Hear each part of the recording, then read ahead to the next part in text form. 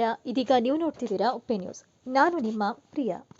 1.5 ವರ್ಷದ ಮಗುವಿನ ಮೇಲೆ ಹರಿದ ಕಾರು, ಸ್ಥಳದಲ್ಲೇ ಮೃತಪಟ್ಟ ಮಗು. ಭಯಾನಕ ದೃಶ್ಯ ಈ ಸಿಸಿಟಿವಿಯಲ್ಲಿ ಸೆರೆಯಾಗಿದೆ ನೋಡಿ. ಇನ್ನು ಬೀದರ್ ನಗರದ ಹರೂರ್ಕೆರೆಯ ಡಾಕ್ಟರ್ ಗುರುಪಾದಪ್ಪ ನಾಗಮಾರಪಳ್ಳಿ ಆಸ್ಪತ್ರೆ ಎದುರುಗಡೆ 1.5 ವರ್ಷದ ಮಗು ಆಟವಾಡ್ತಿದ್ದಾಗ ಇನೋವಾ ಕಾರೊಂದು ಹರಿದಿದೆ.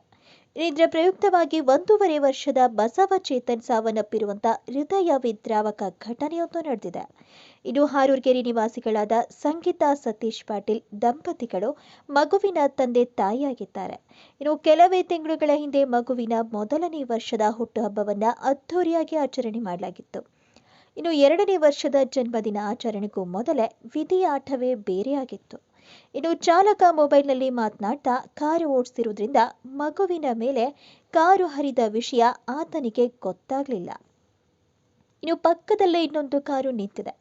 ಇನ್ನು ಆ ಕಾರು ಚಾಲಕ ಅದನ್ನ ನೋಡಿದ್ದಾನೆ.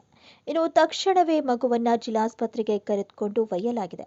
ಆದರೆ ಸಾವನ್ನಪ್ಪಿದ ಕಾರಣ ನಗರದ ಬಿವಿ ಭೂಮರೆಡ್ಡಿ ಕಾಲೇಜು ಎದುರುಗಡೆ ರುದ್ರಭೂಮಿಯಲ್ಲಿ ಅಂತಿಮ ಸಂಸ್ಕಾರ ನೆರವೇರಿಸಲಾಯಿತು ಅಂತ ಕುಟುಂಬದ ಮೂಲಗಳು ಕೂಡ ತಿಳಿಸಿವೆ. ಇನ್ನು ಗಾಂಧಿಗಂಜ್ ಪೊಲೀಸ್ ಠಾಣೆಯಲ್ಲಿ ಪ್ರಕರಣ ದಾಖಲಾಗಿದೆ. ಪೊಲೀಸರು ಕಾರಿನ ದಸ್ತಗಿರಿ ಮಾಡಿಕೊಂಡಿದ್ದಾರೆ ಅಂತ ತಿಳಿಸಿದ್ದಾರೆ.